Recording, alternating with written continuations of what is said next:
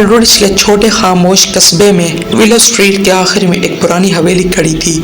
हवेली कस्बे के लोगों के दरमियान कभी न ख़त्म होने वाली तजस्सुस और खौफ का जरिया थी।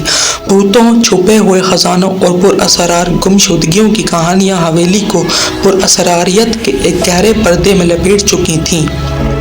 एक गर्मियों की छुट्टी में एक तजस्सुस पसंद और बहादुर लड़की लिली अपने खानदान के साथ एल्ड्रिच मुंतकिल हो गई।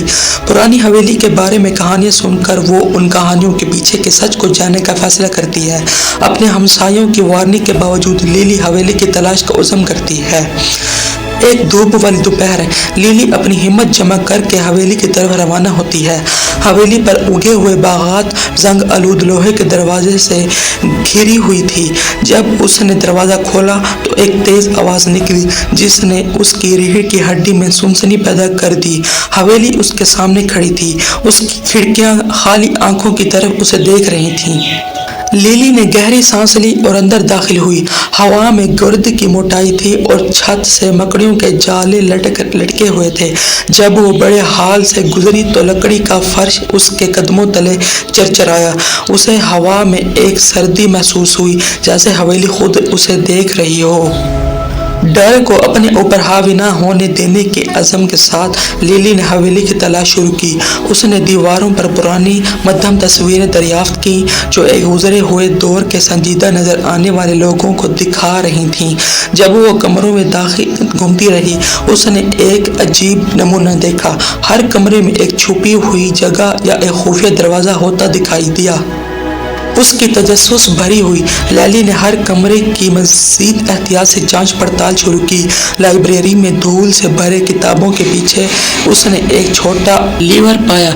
जब उसने उसे खींचा तो किताबों की अलमारी का एक हिस्सा खुल गया जिसमें एक तंग सीढ़ी नीचे एक तारीक तहखाने की तरफ जा रही थी। दिल धड़क रहा था। लिली ने सीढ़ियों से नीचे उतरना शुरू किया। तहखाना पुराने फर्नीचर, संदूकों और धूल में ढके हुए बक्सों से भरा हुआ था। एक कोने में उसने एक बड़ा संदूक देखा। उसके करीब जाकर कांपते हाथों से उसने उसे खोला। संदूक के अंदर लिली को पुराने खतूत, जरीदे और तस्वीरें मिली।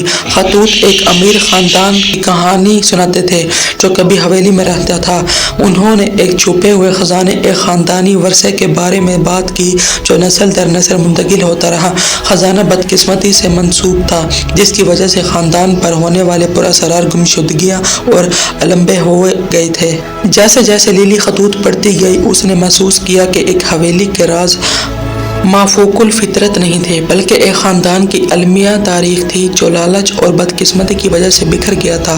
खजाना अभी भी हवेली में कहीं छुपा हुआ था लेकिन उसने फैसला किया कि उसकी तलाश करना खतरे के लायक नहीं था। उसके बजाय उसने जरीदे और खतूत अपने साथ ले जाने का फैसला किया ताकि कस्बे वालों की हकीकी कहानी से आगाह करे। जब लिली वापस एल्ड्रिच पहुंची तो उसने अपनी दरियाफ्तों को कस्बे वालों के साथ शेयर किया। पुरानी हवेली के इर्द गिर्द का खौफ और तोहम परस्ती आहिस्ता आहिस्ता ख़त्म हो गई और उसकी जगह ख़ानदानों के हमदर्द और समझ बूझ आ गई जो कभी वहाँ रहता था। हवेली जो कभी खौफ की अलामत थी तारीख़ी अहमियत का मकाम बन गई जो सबको पुरानी कहानियों के पीछे छुपे हुए हकीकी वाक़यात की याद दिलाती रही।